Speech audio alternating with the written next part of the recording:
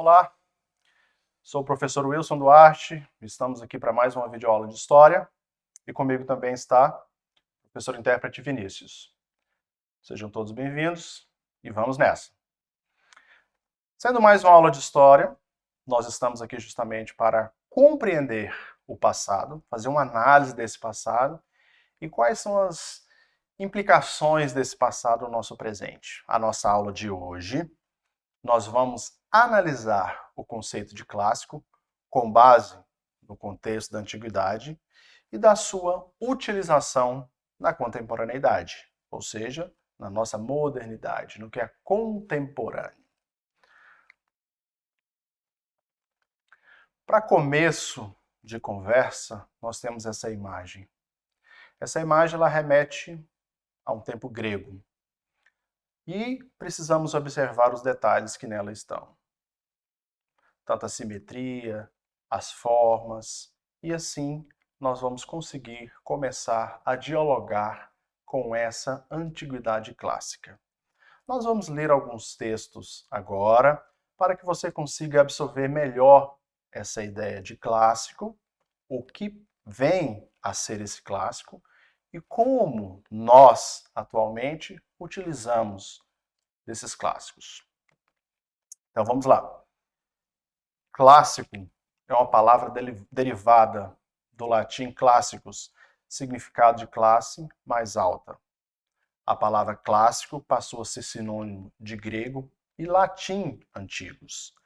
Em sentido mais estrito, considera-se que a época clássica da literatura grega tenha terminado por volta de 325 a.C., e pode-se dizer igualmente que a época clássica da literatura latina terminou com o fim do reinado de Augusto no século XIV d.C.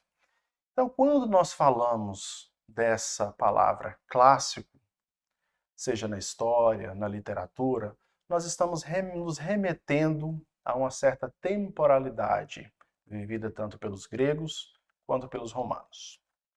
No texto 2, nós temos a seguinte definição para clássico. A palavra clássico, com o passar do tempo, foi reinventada. Hoje, é comum utilizar a expressão clássico para se referir tanto a um sanduíche como o X-Montanha, as canções da banda Legião Urbana, além de tratar de questões complexas. Uma obra é e se torna clássica pelo fato de captar e traduzir o espírito de seu tempo. O que hoje é um clássico, amanhã pode ser esquecido. A utilização desse termo clássico, o retorno da valorização desse termo clássico, nos remete às divisões da história. Quando os europeus no século XIX fizeram essa divisão. Nós temos um exemplo aqui que vai nos ajudar a compreender quando foi que se começa a pensar nessa história clássica, nessa ideia de clássico. A ideia de uma história antiga foi desenvolvida por pensadores europeus do Renascimento. Para eles, a história antiga do seu mundo, mas é ainda a história antiga do nosso mundo? De fato, a própria ideia de história antiga representa uma visão europeia da história, um certo modo de ver a história mundial de uma perspectiva europeia. Essas divisões da história, então, elas foram feitas com base num pensamento europeu centralizado, digamos assim, porque somente o centro da Europa teve essa perspectiva dessa divisão e periodização da história dessa forma. Essa divisão em pré-história, depois história antiga, medieval e moderna. Mas essa divisão, ela abarca todo o conhecimento, todas as vidas, todas as sociedades que viveram. É uma questão que nós precisamos pensar. Só existe história na Europa. Até mesmo o Brasil e as Américas só são incluídos depois da descoberta pelos europeus. Isto é, só quando se tornam parte da história da Europa. O Império Romano, que construiu a maior unidade política dentro do que chamamos história antiga, incluiu áreas que ninguém hoje definiriam como europeias. O norte da África, partes do Oriente Médio, talvez Turquia. Por outro lado, não alcançou outras áreas que reivindicam ser parte da Europa hoje, como Rússia, alguns países europeus orientais e a Península Escandinava.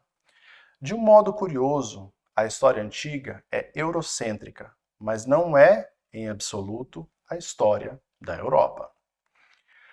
Nós temos agora dois exemplos de esculturas, de estruturas, nós temos dois exemplos de engenharias clássicas. Nós temos a construção de um templo grego e uma construção romana, como o Coliseu. E o que é que isso vai nos ajudar? Como vai nos ajudar a compreender? Esses são exemplos dessas construções clássicas, tanto gregas como romanas. E hoje nós vamos discutir também como é que essas influências estão presentes e como nós podemos perceber essas presenças. E essas presenças, elas não se aplicam somente à arte ou à literatura. Vejamos, pois. A influência greco-romana sobre o modo como vivemos em nosso país e nossa civilização é assunto para muitos milhares de páginas, estendendo-se, por exemplo, à tecnologia, com a invenção da roda d'água, odômetro, à política, a noção de república, democracia, senado, eleições, voto, ao direito, às leis, procedimentos judiciais, terminologia jurídica, a arte, conceitos de teoria musical, escultura e pintura. Nessas perspectivas, tudo é influenciado por essa cultura greco-romana. A arquitetura, com os arcos, as colunas, anfiteatros, estádios, a literatura, a poesia, narrativa, os costumes, feriados, esportes, competições, observe você, jogos olímpicos, procissões religiosas, festas públicas, carnaval, a ciência e a filosofia, entre muitos outros que nós poderíamos citar, mas não nos caberia nesse tempo que nós temos. O importante é percebermos a extensão dessa influência da cultura clássica greco-romana em nossa sociedade atual.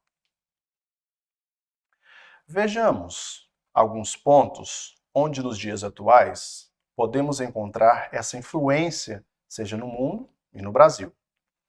Muitas palavras da língua portuguesa são formadas a partir de radicais ou raízes gregos.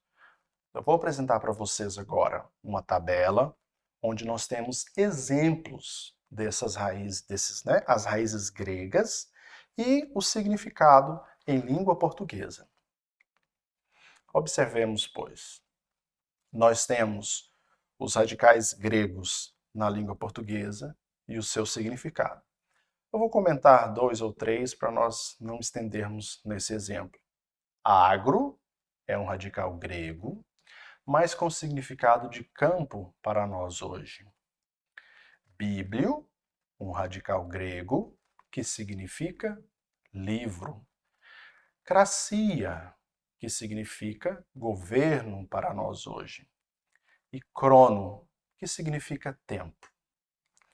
Como exemplo também, existem vários outros que nós não abordaremos nesse presente momento, mas vocês conseguiram ler alguns desses exemplos. Nós temos aqui também na questão a influência da língua. As línguas neolatinas. O latim se tornou a língua oficial do Império Romano, efetivamente, por volta do século II. Mas os registros escritos encontrados nas diferentes regiões do Império Romano não foram feitos somente nessa língua. O grego também era muito utilizado, principalmente para pessoas mais instruídas. Outras línguas, como o púnico e o aramaico, também eram faladas. Apesar dessa variedade linguística, o latim foi a língua mais difundida no século V. E nós temos um exemplo, que nós observaremos agora, destas línguas neolatinas. Nós temos aqui um exemplo da raiz também em latim, português, italiano, espanhol e francês. Nós vamos parar aqui somente em uma. Observem a palavra ovo latim, ovo português, o ovo italiano, o evo espanhol e o neuf em francês. E aí nós podemos perceber e ver a influência dessa língua nas línguas atuais.